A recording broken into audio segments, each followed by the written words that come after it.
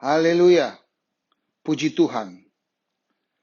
Kita bersyukur, terima kasih kepada Tuhan Yesus Kristus, karena hanya oleh kasih kemurahan Tuhan, kita boleh ada sebagaimana kita ada pada saat ini, dan kita boleh ketemu lagi di dalam program Calvary Ministry.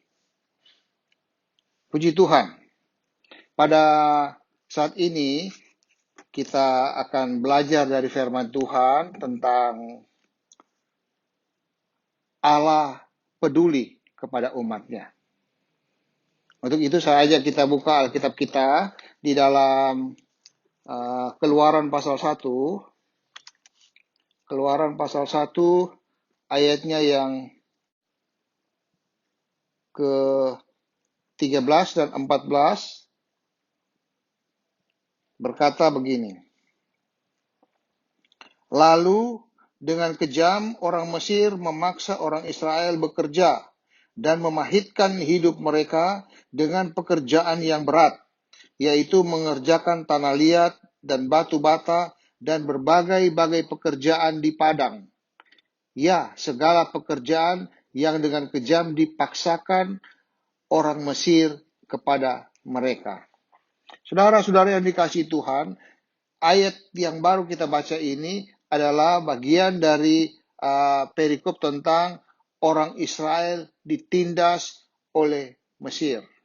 Penindasan ini dilakukan oleh Firaun dengan segala kaki tangannya supaya bangsa Israel, umat pilihan Tuhan, mendapat tekanan yang begitu berat, menindas mereka dengan kerja paksa. Selanjutnya, di dalam ayat 16 juga dikatakan, apabila kamu menolong perempuan Ibrani pada waktu bersalin, kamu harus memperhatikan waktu anak itu lahir. Jika anak laki-laki, kamu harus membunuhnya. Tetapi jika anak perempuan, bolehlah ia hidup. Ayat 16 ini berkaitan dengan hidup mati.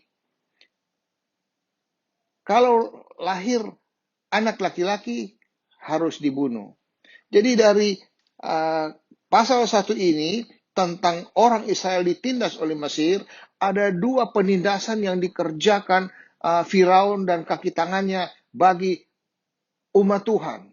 Yaitu pertama, penindasan dalam hal pekerjaan. Mereka harus kerja paksa. Kemudian yang kedua adalah penindasan dalam bagaimana supaya anak laki-laki yang lahir harus dibunuh. Penindasan ini terhadap umat Tuhan saat itu oleh Firaun ini sangat besar, sangat berat. Karena sangat berat, maka pada pasal 2 ayatnya yang ke-23, Alkitab katakan bahwa lama sesudah itu matilah Raja Mesir, yaitu Raja Firaun, tetapi orang Israel masih mengeluh karena perbudakan. Dan mereka berseru-seru, sehingga teriak mereka minta tolong karena perbudakan itu sampai kepada Allah. Jadi penindasan yang dikerjakan oleh Firaun dan kaki tangannya ini dengan cara melakukan kerja paksa dan membunuh anak laki-laki itu, maka menjadi suatu tekanan yang begitu berat buat umat Tuhan, bangsa Israel saat itu. Sehingga mereka datang kepada Tuhan, mereka mengeluh dan berseru-seru kepada Tuhan, minta tolong kepada Tuhan. Dan Allah saat itu mendengar seruan minta tolong mereka.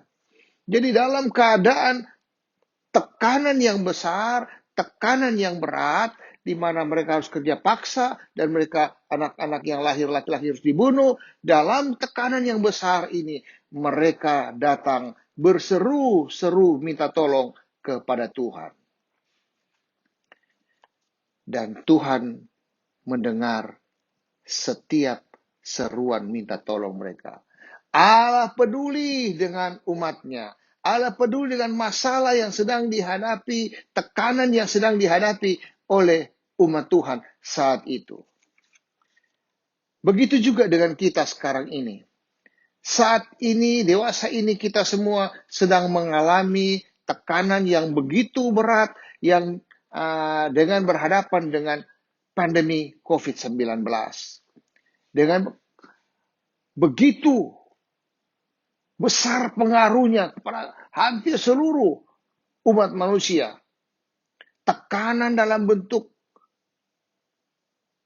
penyakit yang dapat menyebabkan kematian. Begitu juga tekanan dalam bentuk pekerjaan yang tidak bisa dikerjakan lagi secara normal. Semua ini merupakan tekanan yang berat. Semua ini merupakan penindasan yang berat bagi setiap anak-anak Tuhan yang harus bekerja dari rumah. Tetapi dalam kondisi seperti ini, Alkitab mengatakan umat Tuhan bangsa Israel saat itu, mereka berseru-seru kepada Tuhan dan Tuhan mendengar mereka. Begitu juga dengan kita sekarang ini. Dalam keadaan kita terdesak, dalam keadaan kita tertekan oleh masalah yang ada saat ini, mari kita datang berseru kepada Tuhan. Kita minta tolong kepada Dia karena Dia penuh dengan kasih sayang kepada kita. Bahkan Dia sangat peduli kita. Puji Tuhan.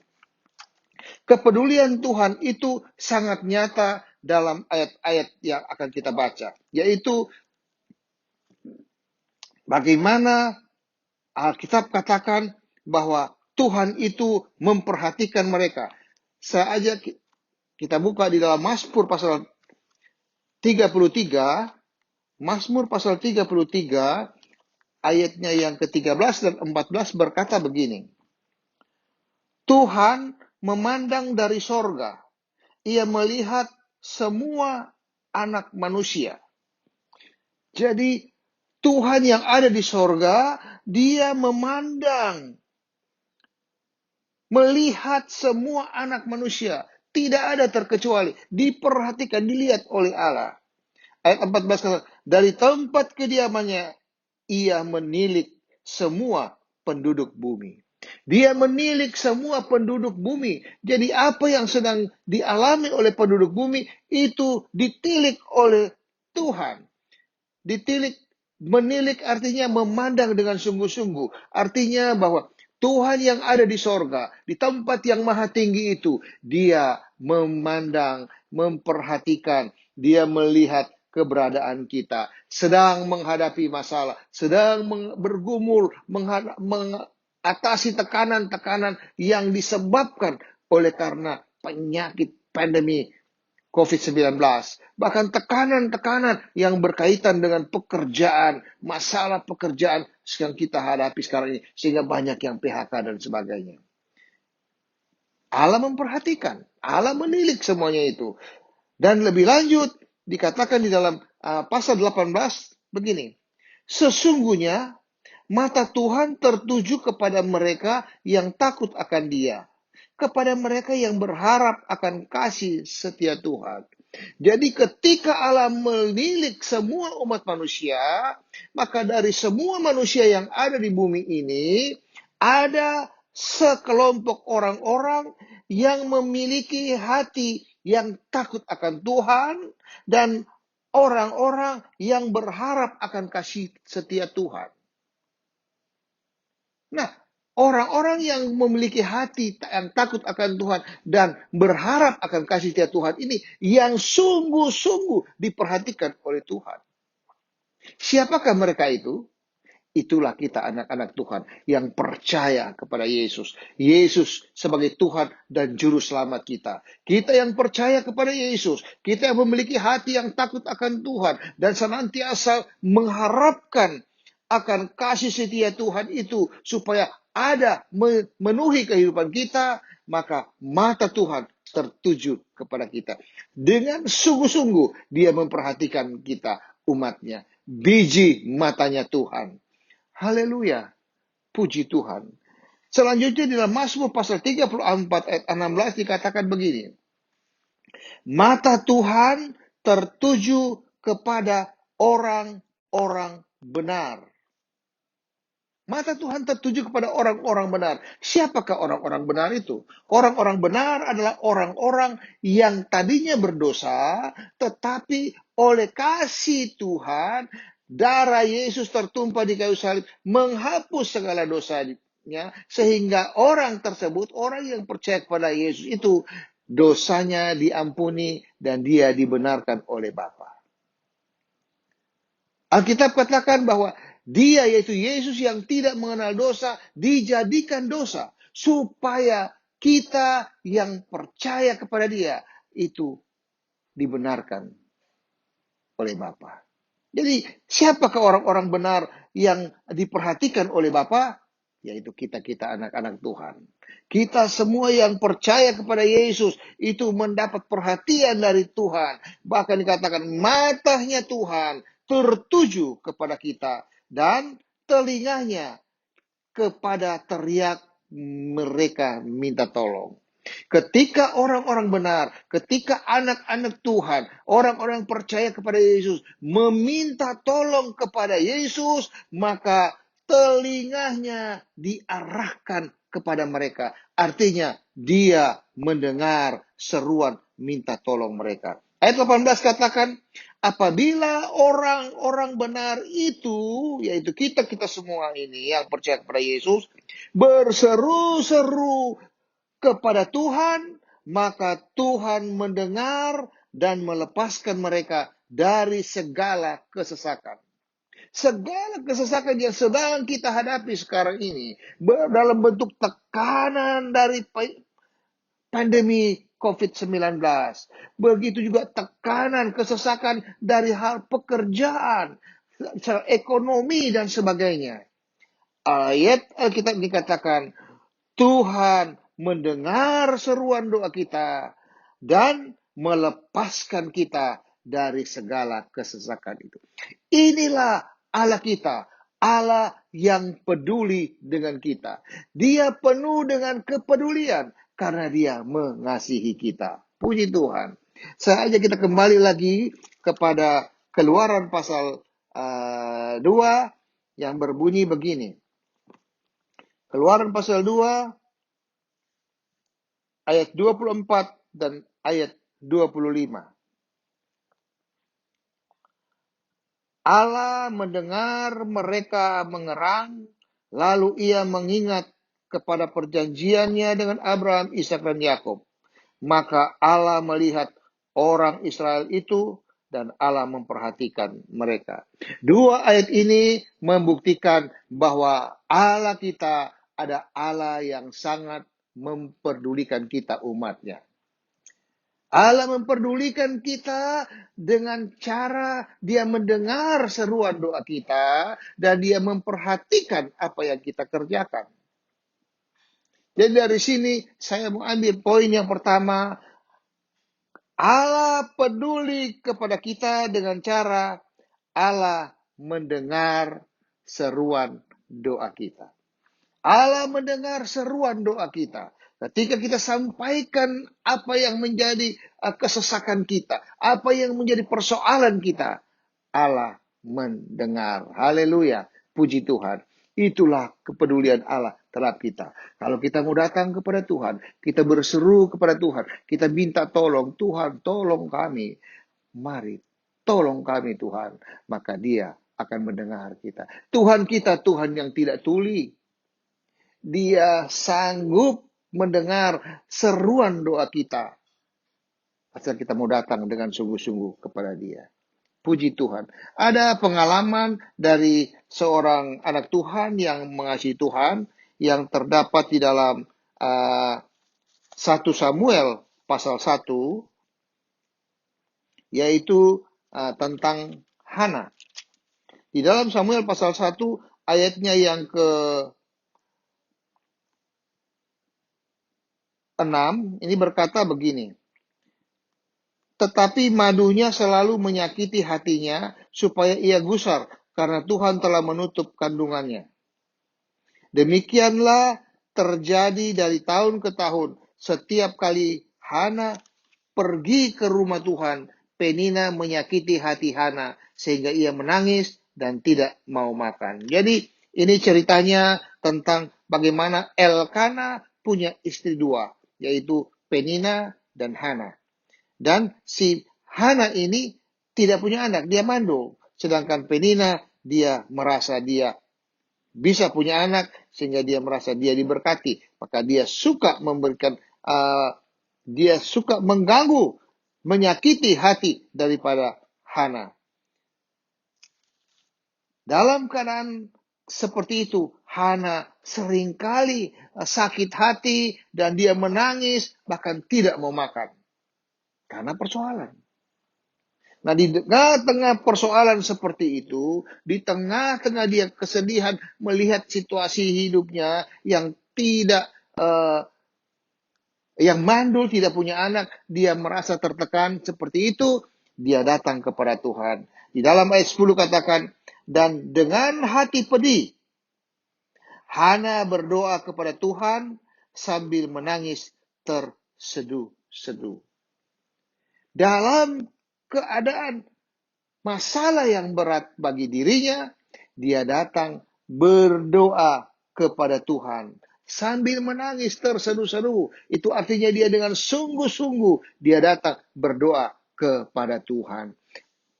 Allah mendengar doanya sehingga dia bisa melahirkan. Di dalam ayat 20 katakan, maka setahun kemudian, jadi setelah setahun sebelumnya dia berdoa, memohon dengan menangis terseduh-seduh kepada Tuhan, supaya Tuhan kabulkan dia punya anak. Jadi mandulnya itu bisa dihilangkan. Setahun kemudian, ayat 20 katakan, maka setahun kemudian mengandunglah Hana dan melahirkan seorang anak laki-laki. Ia menamai anak itu Samuel, sebab katanya, aku telah memintanya daripada Tuhan. Jadi Tuhan memperhatikan, Tuhan mendengar doa, seruan, minta tolong daripada Hana. Padahal dia mandul. Dan Tuhan nyatakan mujizatnya. Tuhan buka kandungannya sehingga dia boleh hamil dan melahirkan seorang anak laki-laki dan dia beri nama itu Samuel. Dan di dalam ayat 27 dikatakan, untuk mendapat anak inilah aku berdoa dan Tuhan telah memberikan kepadaku apa yang kuminta daripadanya. Apa yang kuminta daripadanya melalui doa. Doa yang sungguh-sungguh sambil menangis terseduh-seduh. Tuhan menjawab doa Hana. Begitu juga dengan kita. Sebagai anak-anak Tuhan. Mungkin sekarang ini kita sedang ada dalam tekanan yang besar. Ada dalam masalah-masalah yang berat. Tidak produktif, mandul rasanya. Tetapi kalau kita datang kepada Tuhan, kita berseru-seru kepada Tuhan, kita berdoa sambil menangis terseduh-seduh dengan sebagai bukti bahwa kita sungguh-sungguh berdoa kepada Tuhan dan kita yakin percaya bahwa doa kita ini pasti didengar oleh Tuhan karena Tuhan kita peduli dengan kita. Maka percayalah, Tuhan kita tidak tuli, Dia tetap mendengar doa kita dan Dia menjawab setiap doa kita. Itu poin yang pertama. Allah mendengar doa kita. Poin yang kedua, kembali lagi ke Keluaran pasal 2 tadi, ayat 25. Maka Allah melihat orang Israel itu dan Allah memperhatikan mereka. Poin kedua, Allah melihat. Lalu pertama adalah Allah mendengar doa kita. Poin kedua, Allah melihat dan memperhatikan kita. Sebagai bukti bahwa Dia mempedulikan kita. Kepedulian Allah kepada kita, selain Dia mendengar seruan doa kita yang kita sampaikan dengan sungguh-sungguh kepada Dia, Dia juga melihat apa yang kita kerjakan. Keseriusan kita dalam kita bekerja, berusaha dan sebagainya. Dia perhatikan kita. Puji Tuhan. Di dalam Matius pasal 14 berkata begini. Matius 14 ayatnya yang ke-24 dan 25. Perahu murid-muridnya sudah beberapa mil jauhnya dari pantai dan diombang-ambingkan gelombang karena angin sakal. Kira-kira jam 3 malam datanglah Yesus kepada mereka berjalan di atas air. Ceritanya ini adalah bahwa ketika Yesus suruh supaya murid-muridnya menyeberang Danau Galilea, kemudian di tengah perjalanan pas tengah malam, datang angin sakal dan ombak gelombang itu menghantam perahu mereka. Di tengah-tengah mereka menghadapi angin sakal dan ombak gelombang yang besar itu, Yesus memperhatikan mereka. Yesus yang di tengah-tengah kegelapan itu, dia memperhatikan murid-muridnya sedang betapa susah mereka menjalankan perahu mereka. Dia akhirnya kira-kira jam 3 malam datanglah Yesus kepada mereka berjalan di atas air. Ini buktinya bahwa kalau kita dalam persoalan apapun, ketika kita mendayung perahu rumah tangga kita, perahu usaha bisnis kita, begitu di tengah-tengah kegelapan COVID-19 ini yang membuat tak berdaya, kita tahu Allah kita, Allah peduli. Sehingga dia datang, dia memperhatikan kita. Dia melihat kita. Di dalam Yohanes pasal 6 dikatakan begini, ayat yang paralel, ayat 6, ayat 19, pasal 6 ayat 19 katakan, sesudah mereka mendayung kira-kira 2-3 mil jauhnya, mereka melihat Yesus berjalan di atas air, mendekati perahu itu. Yesus yang datang mendekati perahu itu. Kalau kita datang percaya kepada Yesus, bahwa dia adalah Allah yang penuh dengan kepedulian kepada kita, karena dia mengasihi kita, maka walaupun kita sulit mendayung perahu usaha dan perahu rumah tangga kita, di tengah-tengah persoalan yang berat ini, Yesus datang mendekati perahu rumah tangga kita. Yesus datang mendekati perahu bisnis usaha kita. Karena dia peduli dengan kita. Di dalam Markus pasal 16 dikatakan begini. Markus 6 ayat 48 berkata, ketika yaitu Yesus melihat betapa payahnya mereka mendayung karena angin sakal, maka kira-kira jam 3 malam ia datang kepada mereka berjalan di atas air dan berjalan di atas air. Ayat ini juga mengatakan, ketika Yesus melihat betapa payahnya mereka mendayung. Mereka berusaha bagaimana supaya perahu ini bisa melewati angin sakal dan ombak gelombang. Usaha yang mereka kerjakan itu Tuhan hargai. Bahkan Tuhan melihat betapa payahnya mereka. Begitu juga dengan kita. Kalau sekarang ini kita sedang berusaha bagaimana keluarga keluar dari tekanan COVID-19 ini. Kalau kita sedang berusaha, betapa payahnya kita berusaha supaya ada dana, ada biaya untuk membiayai keluarga kita, supaya bisnis kita boleh maju. Betapa payahnya kita melakukan itu. Tuhan memperhatikan kita. Tuhan peduli dengan kita. Dan dia melihat kita. Bahwa dia memandang kita. Susahnya, sulitnya kita. Puji Tuhan. Jadi kalau kita mau percaya bahwa Allah kita peduli kepada kita. Dengan dia mendengar doa kita. Dia melihat usaha kita. Percayalah bahwa pasti ada jalan keluar. Karena Tuhan kita, Tuhan yang Maha Kuasa. Dia yang mengendalikan segala-galanya.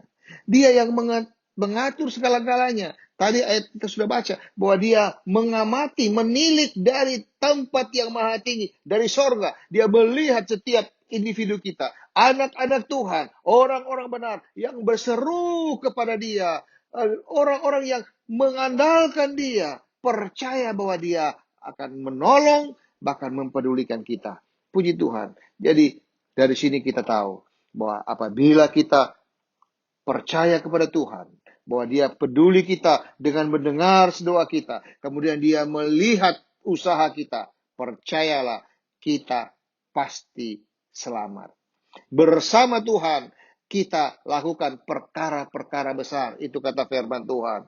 Bersama dengan Tuhan kita kerjakan hal-hal yang di luar daripada pemikiran kita. Kenapa? Karena Tuhan kita adalah Tuhan yang maha kuasa. Dia sanggup kerjakan lebih dari apa yang kita doakan dan apa yang kita pikirkan. Dia kerjakan semuanya dengan mujizat. Hana yang mandul bisa melahirkan seorang anak laki-laki dan diberikan nama Samuel. Murid-murid Yesus yang berada di tengah-tengah badai dan gelombang, dengan pertolongan Tuhan, diperhatikan betapa susah mereka, Tuhan lepaskan mereka dari sana sehingga mereka sampai kepada tempat yang mereka tuju. Puji Tuhan. Saya percaya firman Tuhan ini menjelaskan kepada kita bahwa Allah kita, Allah yang peduli kepada kita, Allah yang sedang menilik kehidupan kita. Tetap percaya bahwa Dia ada bersama dengan kita dan Dia senantiasa menolong kita. Haleluya. Puji Tuhan. Sekali Yesus, tetap Yesus.